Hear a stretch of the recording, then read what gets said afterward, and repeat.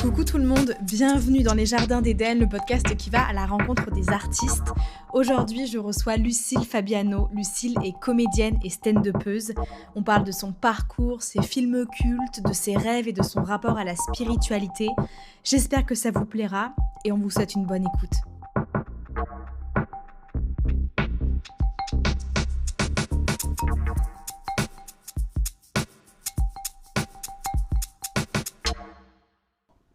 Tu me chies dessus, malaise. C'est vrai? Pas du tout. Putain, imagine. Stop. C'est une vraie anecdote. Il y a plein de gens en concours qui se chient dessus. Et ça passe. En concours? En concours. Coucou Lucille. N'hésitez pas, bonjour. Merci d'être là. Bah avec grand plaisir, je suis avec trop contente. nous. Juste avant de commencer à enregistrer, on parlait de la pression au concours et du fait que la première année où j'ai passé les concours, on m'a raconté plein d'histoires de gens qui se chiaient dessus. Vraiment de stress. Et pendant le concours? Pendant le concours. J'ai D'accord. deux anecdotes de personnes qui se sont fait caca dessus dessus. pendant leur audition.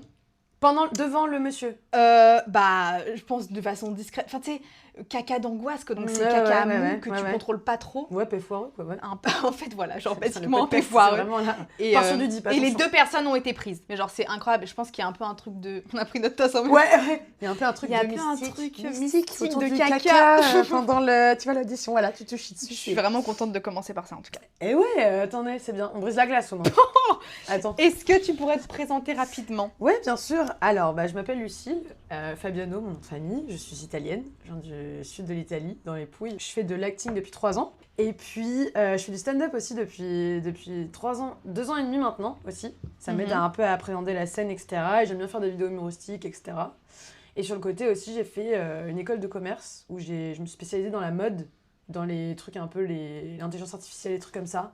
Donc en vrai, why not aussi commencer un peu à y resonger, tu vois. Tu songes à y retourner? Ouais, je vais voir un peu, tu vois, pour niveau thunes, financier et tout, on verra, tu vois. Mais moi, l'idéal quand même, ce serait quand même de faire de l'acting, évidemment, les stand-up, etc. On verra. Ah oui, et j'ai la chance en ce moment un peu de faire des vidéos, je sais pas si t'as déjà entendu parler, les vidéos UGC. Mais meuf, je t'ai vu. Meuf, Je voulais en parler. arrête! Mais je t'en ai parlé d'ailleurs. Des vidéos pâté. Pâté. J'ai Et pas vu le pâté ta- en croûte, pâté. J'aurais aimé que tu fasses des vidéos sur le pâté également, Ouais, moi, mais j'aurais des kiffé. vidéos pâté. Ouais. Comment t'arrives à faire ça? Bah non, mais c'est en fait justement le meilleur pote, mon meilleur ami, c'est un pote à lui qui me suivait sur les réseaux et vu que je faisais un peu des vidéos rigolotes, etc., il a senti un peu mon énergie et du coup il était en mode vas-y, n'hésite pas à faire des vidéos du coup pour pâté, pour les cinémas, etc. Et donc là je commence un peu à faire d'autres choses. C'est de la publicité en fait. Ouais, mais pour les réseaux, tu vois, genre sur Insta et trucs comme ça. J'ai écrit ton signe astro c'est Gémeaux, Ouais. Mitson, et on est réputé pour être doté d'une curiosité insatiable. Merci C'est à... tellement vrai. C'est Nathalie Voyance qui dit ça sur son site. C'est vrai en Voyance, plus. On embrasse Nathalie Voyance. Mais ils sont aussi connus pour être des séducteurs hors pair. Mais moi, je voulais savoir, c'est quoi ta technique, ta phrase d'accroche de séduction quand tu rencontres quelqu'un pour la première fois? Quelqu'un qui te plaît, accoudé à un bar, lounge, jazz, ambiance sonore. Ok, on est dans l'ambiance. On est dans l'ambiance. Est-ce que tu oses aborder les personnes qui te plaisent? Avant je le faisais plus, mais maintenant, je sais pas, je suis moins dans la recherche de l'autre. Genre, je suis moins dans la séduction et tout, j'ai moins besoin de ça en ce moment, donc ça c'est... Bon, je sais pas si c'est cool ou moins bien, bref, on s'en fout. Et il y a un autre truc du coup, quand je vais voir... moi j'aime bien utiliser le sarcasme. Par exemple, si le mec me plaît et qu'il a une certaine boisson, même si la boisson dans le fond je l'aime bien, je vais un peu me foutre de sa gueule, tu vois. En mode, ah ouais, ça prend un spritz, ça, je sais pas, tu vois... Ok. Je pense que j'utiliserais ce genre de technique, tu vois. J'aime bien, parce que du coup, ça montre que tu t'intéresses à l'autre et en même temps, tu clashes un peu, c'est un peu piquant. Puis la personne, elle rebondit, elle va te raconter pourquoi elle a pris ça. Moi, j'aime bien faire ça. Et toi? Moi, je me chie dessus, je pense. Arrête. Non, Ah, je te jure. comme les auditions, voilà. Bah voilà, je fais caca Tu dans mon fais pantalon. caca dans le- Non, global, je drague jamais les gens. Ah ouais, oui. Non. Mais ouais, même quand quelqu'un te plaît, du coup, tu ne montreras rien. Non. Ok.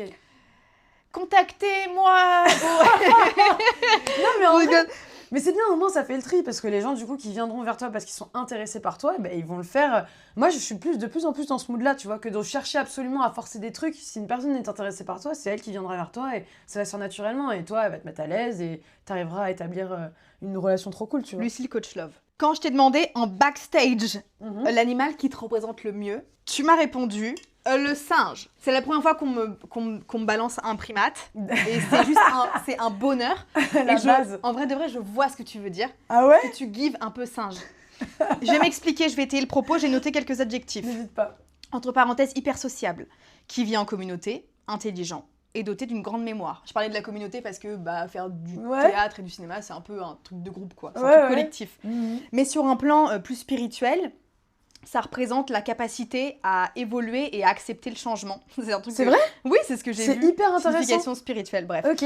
Est-ce que c'est un trait de caractère dans lequel tu te retrouves, ta capacité à, genre ton côté un peu versatile, tu t'adaptes, machin? C'est dingue, ok. Bah ouais, complètement non, parce qu'en plus j'ai un peu dit le singe en mode, bon, pas pour la blague, parce que vraiment c'est un animal qui me touche et tout. Parce que c'est exactement ça, enfin le changement j'aime trop. Enfin vraiment, tu vois, quand c'est pas un truc qui me fait vraiment peur et quand ça arrive, je vais toujours essayer de rebondir de ça et prendre de l'histoire ou de la chose qui m'est arrivée, tu vois, pour en tirer un truc. Donc ouais, je me retrouve complètement là-dedans. C'est quoi toi ton... En ce moment c'est très... Enfin je vois des colibris partout, j'ai des colibris partout chez moi. Waouh, ok. Des petits dessins de colibris et tout. Et je sais pas, je kiffe. Mais ça m'étonne pas. Il y a un truc. Est-ce que tu peux nous raconter un peu ton parcours d'études? Parce qu'on s'est rencontrés dans une école. Oui, bien sûr. Qui s'appelle le laboratoire de l'acteur. Avant ça, du coup, tu faisais quoi? Avant ça, j'ai fait donc mon lycée à Biarritz, dans le sud-ouest de la France. Et après, je suis allée dans le nord, à Lille, où j'ai fait une école de commerce pendant 4 ans. C'est une grosse école, parce que, pourtant j'étais dernière de la classe, mais moi j'ai réussi à rentrer par concours. Okay. Et grâce à, d'ailleurs, je vais faire la transition après avec l'acting, grâce à l'oral. Parce qu'en gros, j'étais très nulle en cours, j'étais la dernière de la classe, rien à foutre. Sauf qu'en fait, à l'oral, vu que j'étais hyper douée, j'ai réussi à avoir une putain de note, genre 18. Parce que c'est vraiment une grosse école de commerce. J'étais à l'EDEC, pour ceux qui connaissent. Et oui, et donc j'avais des notes de merde, mais vu qu'à l'oral, j'ai eu 18, bon, bah, ça a juste... s'est passé une balance, et du coup, j'ai été acceptée là-bas. Okay. C'est là que je me suis dit, putain, en vrai, il y a des skills à l'oral à développer, tu vois. Genre la présentation, le fait d'être à l'aise, etc.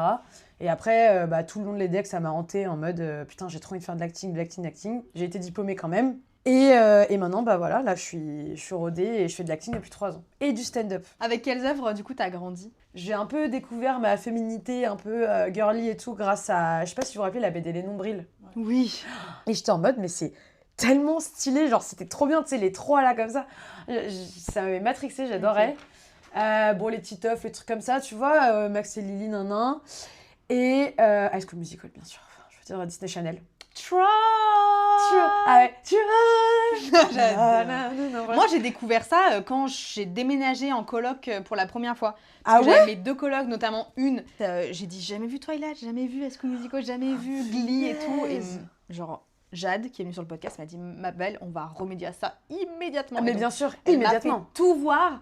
Et j'ai regardé avec mes yeux de meuf qui a 23 ans et j'étais en mode, c'est un peu gênant, mais je comprends de ouf quand t'es plus jeune. Mais surtout, te connaissant un peu, je pense que t'aurais pété un câble. Genre vraiment, t'aurais pété un câble. Genre, déjà, quand j'ai regardé Twilight, j'ai un peu pété un câble. T'imagines? Et t'avais quel âge?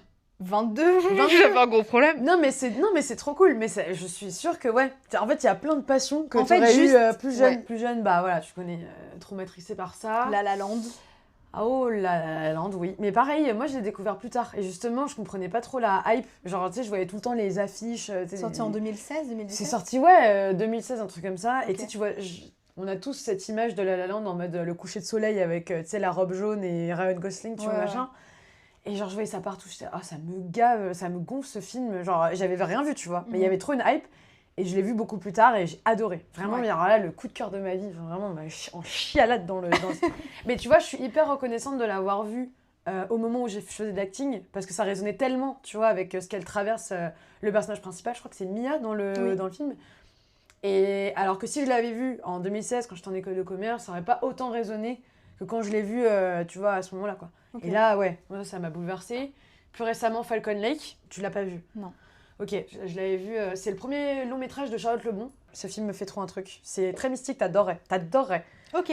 Sur des fantômes dans une forêt, c'est des adolescents, c'est hyper beau. J'ai un petit souci de concentration, et je sais que toi aussi. Oui. Et ma question, c'est comment est-ce que tu fais pour t'organiser? Est-ce que tu as un job alimentaire à côté? Est-ce que tu as décidé de te consacrer entièrement au cinéma, au théâtre, au casting et tout? Okay. Et si c'est le cas, en fait, juste comment tu t'arrives à trouver des castings?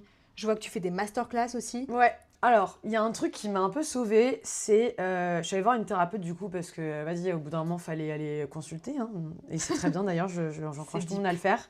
Non, mais en fait, elle était super cool parce qu'elle me disait, tu vois, une journée, c'est long. Donc moi, par exemple, là, j'avais un taf alimentaire avant, et là, maintenant, j'ai cut, j'ai arrêté. Et donc là, j'ai le chômage, et plus, du coup, les trucs genre de publicité, pâté, etc., machin, ça me fait des compléments, donc ça va, tu vois. Elle m'expliquait, tu n'es pas obligé de faire les choses dès que tu te réveilles le matin, ou genre après manger, ou genre à 17h.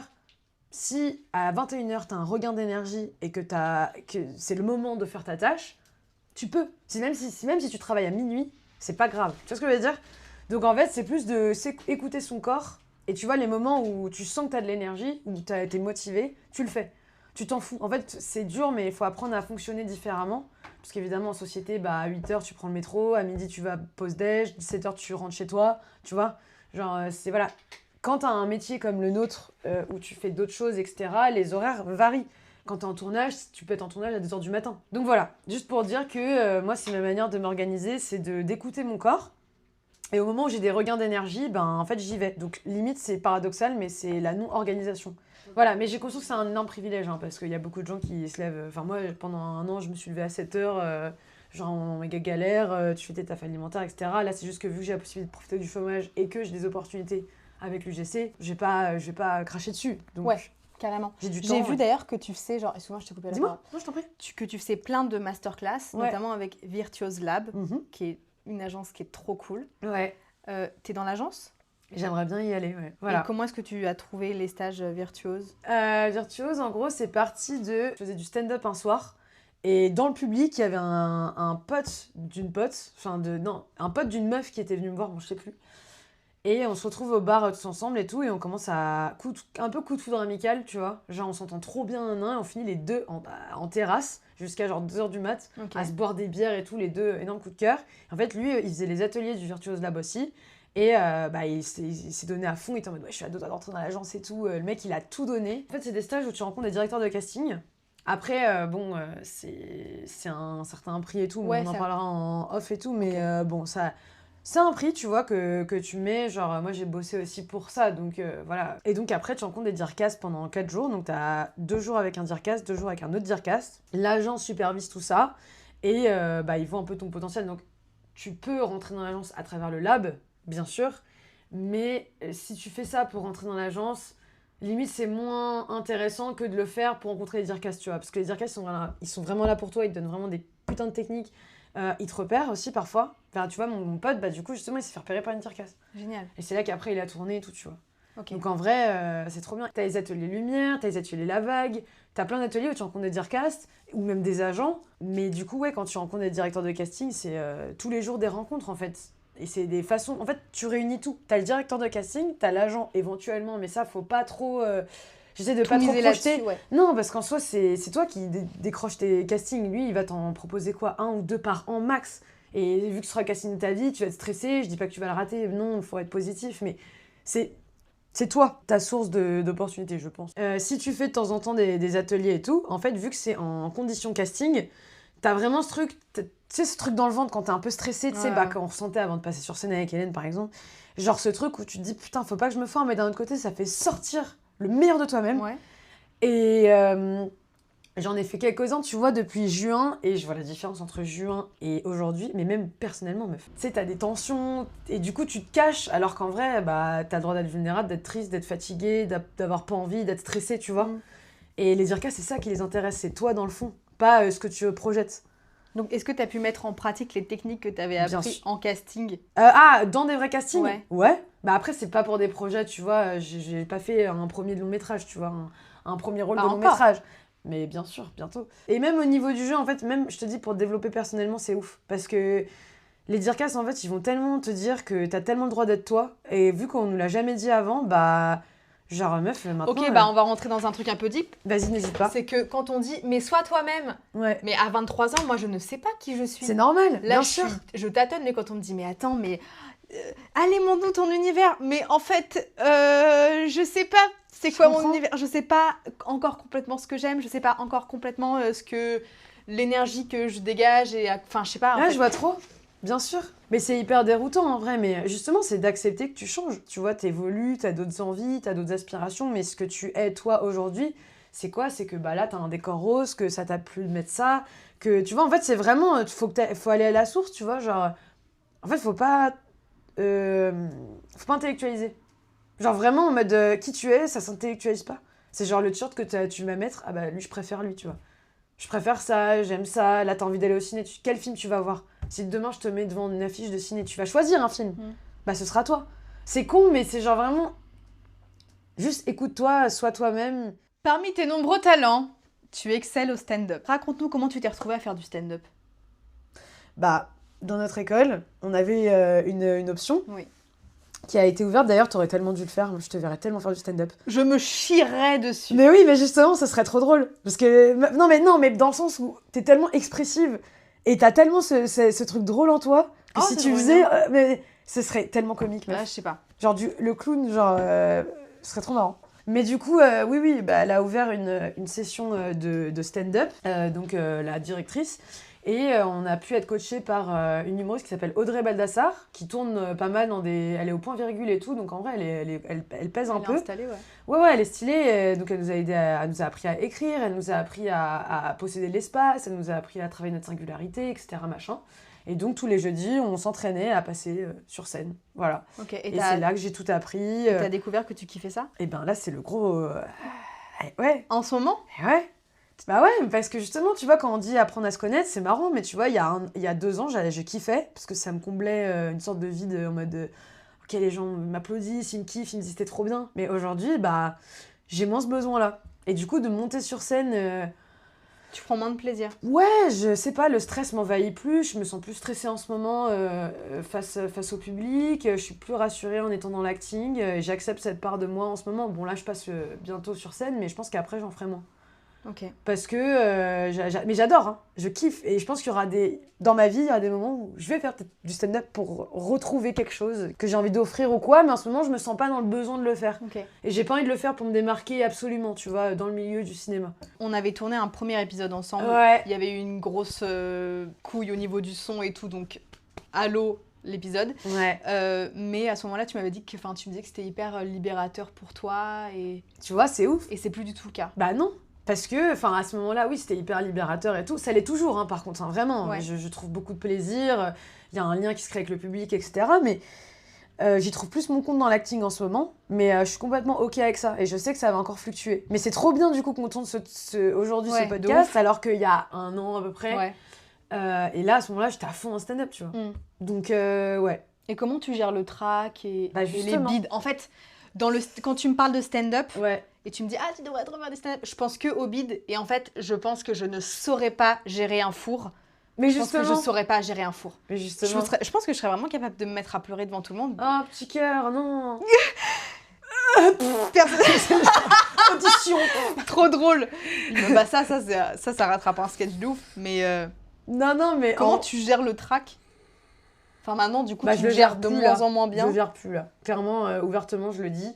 Mais ce que je me dis, c'est que en fait, ça change rien à ma vie, factuellement.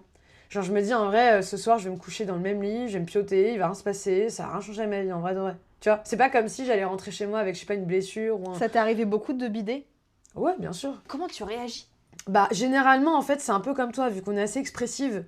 Tu sais, genre, il y a ce truc de... putain, merde, tu sais, et du coup, il suffit d'un levement de sourcil, les gens, ils sont MDR en mode, ouais, elle galère de ouf, c'est trop marrant, tu sais, excusez-moi, désolé. Je recommence. Bref, et du coup, c'est marrant. Mais ça m'est déjà arrivé de pas savoir et de faire un des blackouts. J'en ai fait un, et c'est la dernière fois que je suis montée sur scène. C'est pour ça. Oui, petit scoop d'ailleurs, les gars. Kéku. Ouais, si je suis hyper transparente, ouais, j'ai eu un gros flop. C'était dans un resto, en plus, il n'y a rien qui va. Genre, je m'étais mal renseignée et tout. Je me suis retrouvée dans le fin fond d'un resto. Tu vois le mec qui fait de l'accordéon quand t'es en train de prendre un verre avec tes potes et t'es là, genre, tu peux y aller, s'il te plaît? C'était moi avec le stand-up. Genre, en mode, tous les gens ils bouffaient, je faisais trop chier tout le monde. Enfin, en vrai, c'était un peu traumatisant. Et du coup, j'ai blackout. Genre, en gros, j'ai un blackout. J'ai fait genre, je suis désolée, je me rappelle de rien, je pars de scène. Et je suis partie, et genre, j'ai fait ma clope et je me suis dit, en vrai de vrai, ça change rien à ma vie. Genre, j'essaie toujours de me dire physiquement, en fait, ça me fait rien là. Genre, ce soir, je vais me coucher dans mon lit, ça va rien me faire. Je serai pas blessée, je serai pas malade, je serai en bonne santé normalement.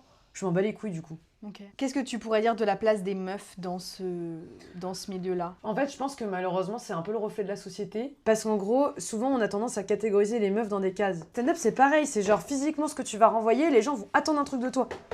Tu vois, si t'es une fille mignonne ou quoi, elle va parler de cul, elle va faire ça, elle va faire ça. Et du coup, c'est compliqué de casser les codes, enfin, je trouve en tout cas. Et donc, toi, tu t'écrivais comment tes sketchs? Comment t'as. Enfin... Moi, j'ai improvisé pas mal en vrai. Ah ouais? Ouais. Moi, j'aime bien improviser. Je trouve que quand t'es en public, tu vois, les gens, ils sont là. Généralement, les gens qui viennent te voir, c'est un truc de réciprocité, sinon ils viendraient pas. Donc, ils ont envie. T'interagissais aussi vachement avec le public? Ouais, j'aime bien. Ok, trop bien. T'interagis avec les gens, tu te tapes des barres, tu leur poses des questions. Ouais, il y a un truc un peu de lien comme ça et tout. Et sinon, moi, j'écris la veille, bah, gros trouble d'attention. Je suis incapable de travailler sans pression. Tu me dis, mais je sais pas comment toi t'étais à l'école, mais... J'ai la même chose. Bah, voilà. J'ai eu la même chose pendant ma période de concours. D'ailleurs, j'en parle à un moment donné avec Azilise. Ok. Et qui était venue sur le podcast. Et toutes mes cartes blanches à la période des concours, je ne pouvais pas les répéter au plateau parce qu'en fait, je n'avais rien. Bien sûr. Et toutes mes cartes blanches, après, pour les autres scènes, travailler, tout ça, c'était carré et machin.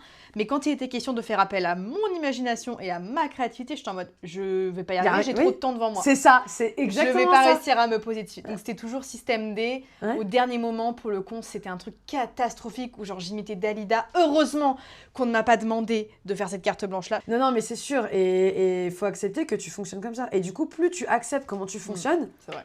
Voilà, et les minutes, bah tu vas travailler jusqu'à 4h du bar. Qu'est-ce que tu veux, ma belle? Et moi, je fais ça, hein. Mais je travaille jusqu'à tard. Il y a des fois, ça me fait chier, mais je me dis, bah... Je suis comme ça et c'est là que t'as ce pic de créativité et que tu donnes les meilleures choses. Quel conseil tu pourrais donner à une meuf du coup qui a envie de se lancer dans le stand-up et qui sait pas trop par où commencer ou même de quoi parler ou... Alors, en gros, tu vois, les moments de calme, tu vois, où t'as un peu envie de rien faire, où t'as pas beaucoup d'énergie, etc. Ouais. Je conseillerais, parce que déjà, si tu veux faire du stand-up, c'est que, voilà, il y a un truc qui se passe que t'as envie de... Voilà. Pour pas se stresser, donc quand t'es fatigué ou que t'as pas l'énergie d'écrire ou que t'as pas assez confiance en toi, je dirais il faut commencer par regarder des trucs qui te font kiffer. Tu regardes Laura Felpin, tu regardes Blanche Gardin, tu regardes notamment des filles, c'est cool parce que bon, ça t'inspire et tout.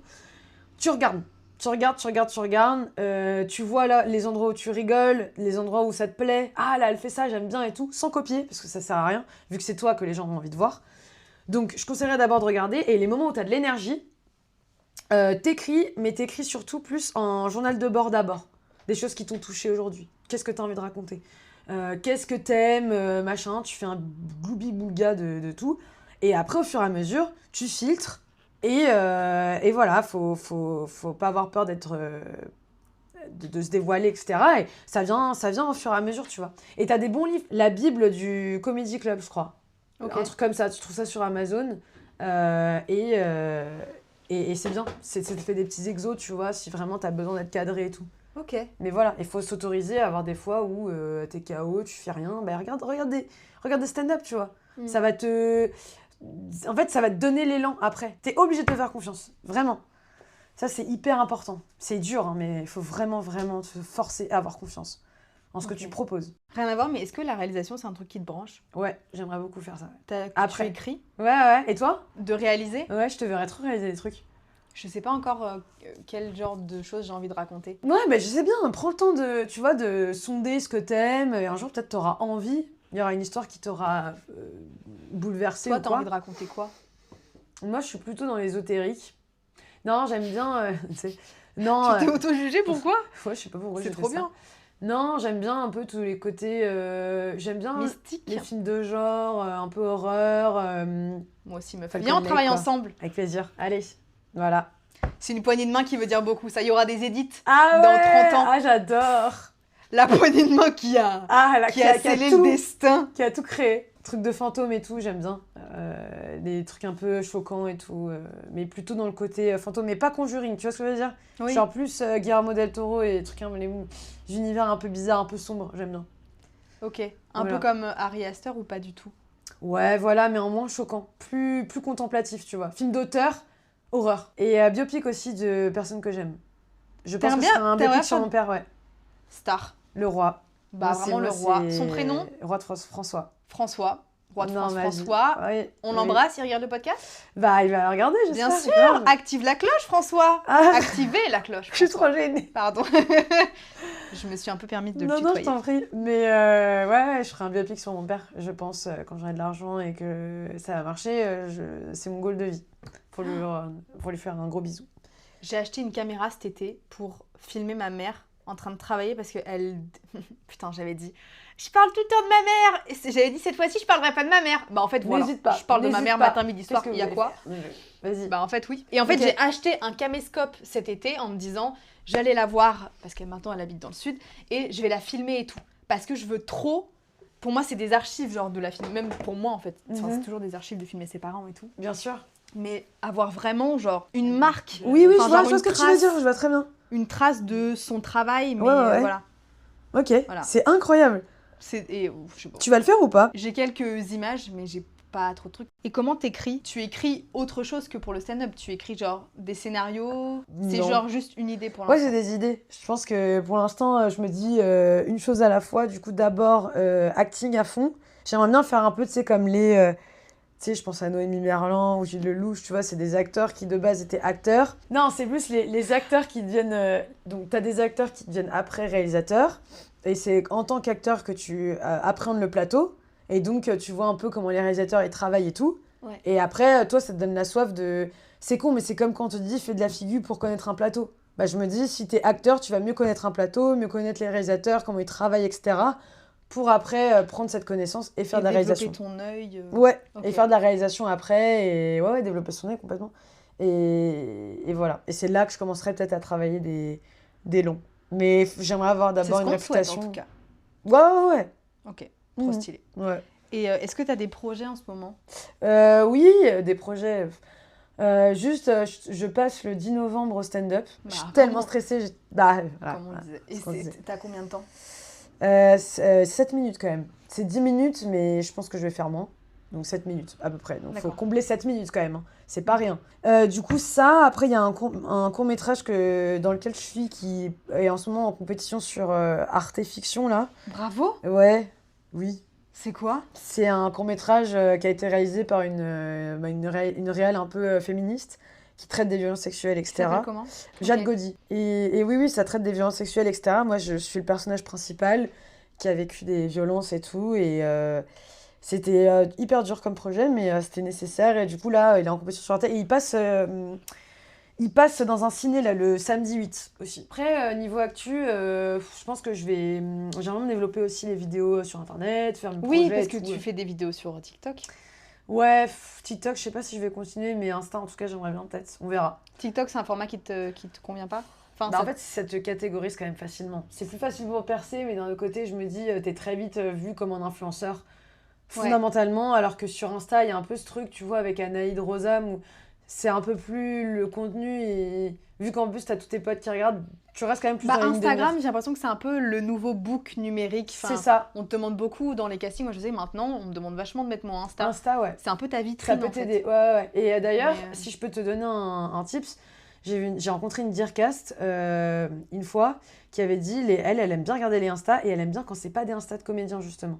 Je te donne le tips, Ok. mais genre en mode pas que tes 3 photos comme ça, parfaites et tout. Elle disait moi j'aime bien voir les univers des gens. Ouais. Limite, tu vois un acteur qui, je sais pas, prend en photo la bougie, ses chaussures, son chien, ses trucs. Tu sais, un peu une vibe et comme ça, elle dit les Instagram, du coup, ça en dit beaucoup sur votre univers et sur ce que vous aimez. Alors que le mec qui a un Insta comédien où il est comme ça avec sa photo, elle a dit moi, ça me fait pas vibrer, tu vois. Ok. Donc vraiment, ouais, hésite pas, c'est un conseil, voilà. Après, il y a d'autres Dearcast peut-être qui préfèrent autre chose, mais si je peux te donner un petit tips, n'hésite pas à poster des trucs qui te font kiffer, quoi. Il y a un truc que j'entends depuis un certain temps, c'est que maintenant, pour entrer en agence, et pour choper un agent, il faut déjà avoir une certaine communauté sur les réseaux et tout. C'est un Ouais. truc avec lequel tu es d'accord Non. ou pas du tout? Pas du tout, Ok. mais pas du tout même, d'ailleurs. Et il y a des Dearcast qui vont te dire c'est génial, les communautés, ça rassure et tout. D'autres qui vont te dire l'inverse, hein, qui vont te dire bah nous, influenceurs, en fait, tu renvoies une image qui est tellement forte qu'en fait, soit on te met dans des comédies un peu légères, etc., mais les gens ont déjà une image de toi, donc ça va être dur pour eux à peut-être te projeter ailleurs. Tu vois ce que je veux dire? Donc non, ça veut rien dire. T'as des gens, ils sont genre 100 abonnés. Tu vois, regarde, moi j'ai commencé à suivre Mélissa Boros, tu sais, qui a fait Alpha avec Julia Ducournau. Bon, bah, quand j'ai commencé à la suivre, elle avait genre 1000 abonnés. Tu vois, c'était une meuf juste qui kiffait le cinéma. Il n'y a pas de règle. Non, non. Je pense pas que tu sois obligé d'avoir... non, non. Et presque d'ailleurs, parfois ça peut être à l'inverse. Un peu mal vu, tu vois. Ok. Mais après, en fait, t'attireras là... C'est ça aussi, c'est qu'on parle des agents. Mais genre, l'agent qui va te correspondre à toi, eh ben, il sera fait pour toi. Enfin, tu vois, genre, le mec qui a plein d'abonnés, il va attirer un agent qui sera intéressé par lui. Donc, ils vont s'attirer, ça va très bien se passer. Mais toi, si t'es pas dans ce mood, en tout cas, tu vas trouver un agent, bien sûr, qui sera intéressé par toi, ta singularité, et non pas par le nombre d'abonnés. Tu vois, les agents qui sont intéressés par ça, c'est une manière de travailler que je respecte, tu vois. Mais non, il en a pour tout le monde. Le symbole de cette saison, c'est l'épée. Ok. Il y a un retour du médiéval corps en ce moment. J'adore. Bah moi, Tellement toi. c'est trop ma cam. À quoi ça te fait penser, toi, l'épée? Après, tu me diras, toi, parce que ça m'intéresse. Un truc un peu de transmission, vu que ça date à l'ancienne, l'épée, tu vois. Mais genre, on sait ce que c'est encore aujourd'hui, alors que personne ne voit une épée dans son quotidien. Donc, il y a un truc un peu de transmission, d'histoire, conte de fées, tu vois, tout ce côté-là. Et puis aussi de résilience, bien sûr. Tu vois, l'épée, c'est quand même un symbole pour se protéger, aussi pour attaquer. Tu sais, c'est du fer, c'est puissant, tu vois. C'est beaucoup de puissance. Moi, je trouve ça très beau. Puis il y a tout un truc aussi avec, tu sais, l'épée pour devenir chevalier. C'est un truc de transmission, je trouve, de défense, d'attaque, d'aller de l'avant. Ouais. Puis même esthétiquement, je trouve ça très joli, une épée. Et toi? D'accord. Du coup, pourquoi t'as choisi l'épée? Qu'est-ce qui résonnait chez toi? Le costume que j'avais fait, c'était avec ma grand-mère et c'était genre une princesse et tout. Au Ok. début. Enfin, la première vignette, c'était vraiment genre en mode Déa princesse, machin. J'adore. Ok. Mais du coup, la suite logique, j'étais en mode, bah, c'était une princesse et bah, vas-y, viens, on peut se raconter. Enfin, je me raconte dans ma tête que j'étais une princesse, mais que maintenant je me suis auto-délivrée. Ok. Donc, je sais pas trop quoi, mais voilà. Ok. Mais je kiffe le symbole de l'épée. On en avait discuté aussi avec Azilise, encore une fois, mais genre, déjà, je sais pas si t'avais lu Lancelot. Non. En fait, j'aime trop les mythes, enfin les histoires comme ça, les contes. C'est un peu genre prendre les armes pour soi. Aussi, je tire un peu les cartes du tarot et tout, et l'épée, c'est un symbole qui revient souvent. Ça me parle. Ça te parle. En tout cas, le symbole de l'épée me parle en ce moment. Mais j'avais une pote qui s'appelle Lou, et je sais pas si l'épisode sera sorti, mais elle m'avait dit que elle, c'était un symbole qu'elle aimait pas du tout parce que ça lui dégageait beaucoup de violence. D'accord. Ouais, tu vois, ça Que dépend en fait des prismes. Hein. En vrai, oui, c'est une arme de guerre qui tranche des têtes, donc je comprends complètement. Ouais. Mais la symbolique, c'était plus émancipe-toi, prends les armes pour toi et arrête d'être passive et arrête d'attendre que l'extérieur t'apporte des choses. Exactement. Apporte-le toi-même. Genre. Mais oui. Et c'est trop bien d'ailleurs, enfin, alors, voilà, petit moment émotion ou quoi, mais c'est génial que tu fasses ça pour toi. Ouais, désolée, ça va être... Désolée, je suis désolée. Je suis tellement gênée, mais en fait, non, je sais, faut que j'apprenne à recevoir les ça. compliments Non, quand mais faut on pas... aura nos Césars. Ouais, non, mais désolée, je sais que t'aimes pas trop ça, donc pas forcément meilleur endroit là avec les cams et tout, mais genre juste... Non, mais c'est vrai que c'est bien parce que je vois que tu le fais pour toi, mais j'aime bien, tu vois, parce que toute l'énergie que tu mets, tout ce truc-là, cet univers que tu te crées, bah en fait tu le fais pour toi et genre c'est pas en mode tu sais pour avoir évidemment l'objectif c'est d'avoir plein de gens qui écoutent mais ça se voit qu'il y a ce truc aussi de c'est ton petit cocon à toi et que genre tu vas le faire bénéficier à genre bah au début ce sera 5, 10, 15 puis après les 15 ils vont être hyper attachés puis après ça va c'est comme ça qu'un projet se construit tu vois et ça se voit que t'es à l'aise avec le fait de ouais genre tu t'investis de ouf pour un truc que t'aimes en fait et qui te fait vibrer et je le vois tu vois mais par des mini signes et non mais c'est trop cool. Bah merci c'est beaucoup, bien, genre vraiment, fais-le, enfin, toute ma force parce que ça te représente, c'est génial. Bah c'est trop mimi. Voilà. Si je te donnais une épée qui pouvait réaliser n'importe quel vœu, j'aime trop cette question, Je me visualise, donc là, il y a l'épée, tam, et là, j'ouvre les yeux et je suis genre, non mais alors vraiment, je suis en haut des marches de CAD. La meuf, vraiment. Mais non, mais bah, tu peux faire tout ce que tu veux, c'est une épée Ah magique. oui, voilà, j'adore. En haut des marches de Cannes, et puis en fait, je suis avec. Alors, tu sais quoi, tant qu'on peut y aller, on y va. Avec Julia Ducournau, et genre, je suis à côté d'elle, et plein d'acteurs que j'aime trop. Timothée Chalamet, là, hop, elle y va, genre. Et voilà, je sais pas, un truc. Et genre, on a fait un gros film de genre bien choquant, et on monte les marches, et on va aller voir la projection après. Et genre, je suis comme ça, la comédienne, Lucille Fabiano, et je suis là, avec le vent chaud de Cannes, et genre, on est en haut des marches. Je sais pas, genre, j'aimerais trop ça, enfin, là, si je pouvais. Moi, je pense dans la vie que quand t'as très très très envie de quelque chose, Oui. c'est parce qu'il y a... C'est très énergie ici, c'est une safe place. Oui. Quand t'as très très très envie de quelque chose, c'est qu'il y a une version de toi qui existe mais qui est pas encore là, C'est ça. qui l'a déjà obtenue. Ouais. Et vous, qu'en pensez-vous de ce que je viens de dire? C'est trop vrai, c'est trop vrai, c'est trop vrai. Moi, je crois tellement en ça. Non, parce que Je me raccroche un peu à ça. mais tu sais que c'est vrai. En plus, ça a été prouvé. Ma coloc, elle est à fond dans les trucs comme ça. Et ça a été prouvé scientifiquement que, tu sais, le temps n'existe pas. Et que du coup, de ce fait, tu sais, il y a un truc un peu... Genre, elle m'explique super bien quand elle me l'explique. Mais là, je saurais pas de le faire. Mais que du coup, genre, quand t'as des visions ou des envies ou des aspirations qui t'emmènent quelque part, vu que l'espace-temps n'existe pas, le passé et le futur, c'est comme tu dis, ouais, une version de toi qui en fonction des choix que tu vas faire, bien sûr, mais sans se mettre la pression, peut obtenir, et parce que t'aspires à ça potentiellement, en vrai, carrément. Bah écoute, on te le souhaite. Bah ouais, grave, fou rire. Merci beaucoup Lucille d'être venue, ça m'a fait trop plaisir. Bah avec grand plaisir. Elle a fait avec trop plaisir. Mais Ouais, enfin, c'était trop franchement, bien. merci. Non, mais avec grand C'est vrai plaisir. Ouais, c'était super, c'était trop cool.